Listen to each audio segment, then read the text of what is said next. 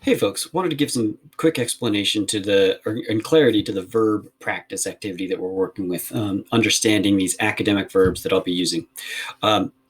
So we'll look at that assignment here in a second to make sure that you understand kind of the general directions.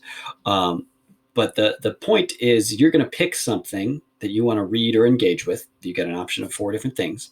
And you're going to pretend that you are leading a class discussion about that text, whatever it is that you choose, right? And you want to prep the rest of the students for this class discussion by thinking about your piece. And to do that, you're going to write them some questions or some prompts using some of these verbs that we've used or that we were studying.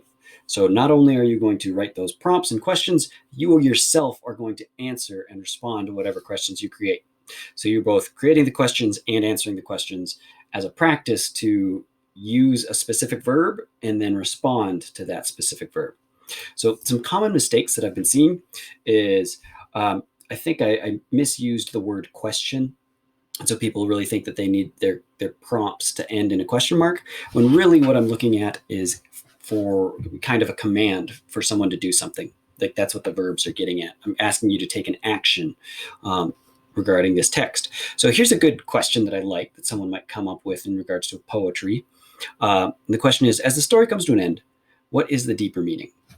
And that's a great question. It's something that I want my students to think about, especially if we were going to have a discussion about it. They'd be able to bring their own thoughts to the table.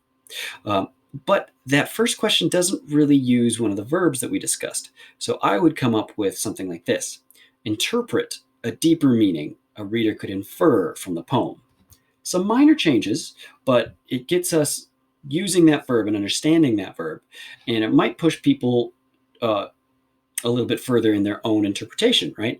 Because if I'm going to interpret something, that means I get to give my evaluation of here's what I think this means and back it up. That's what it takes to interpret something, especially in poetry. So when you're making your prompts, make sure you're using those verbs. Secondly, when you are responding to your prompts, unless you use that verb identify or determine, every other verb that you use is going to take a lot of writing.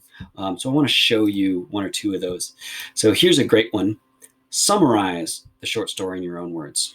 And you can see this is a good summary. It's much shorter than the story itself, but it's not a 1-sentence summary, right? They've gone into details, made sure that they've collected each and every one of those essential elements to report back in their short summary. Or there's one like this. Explain what factor Angela uses to determine a person's success in a stressful situation or environment. This person watched that video. They used that verb explain. And notice how they didn't just write 1-sentence answer. It wasn't determine what factor Angela used. No, it's explain that factor. So not only do they have to identify that factor, they have to talk about it a little bit.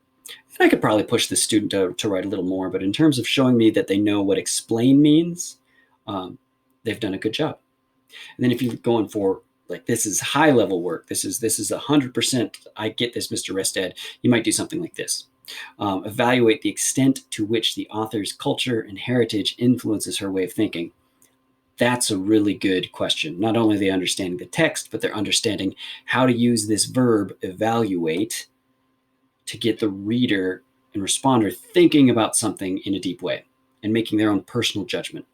And you can see this writer's response here, which I think is really great. So if we open up this assignment here, responding to academic verbs, here are your 4 choices. So you get to select and read one of these, or you can watch one of these, so it's a video.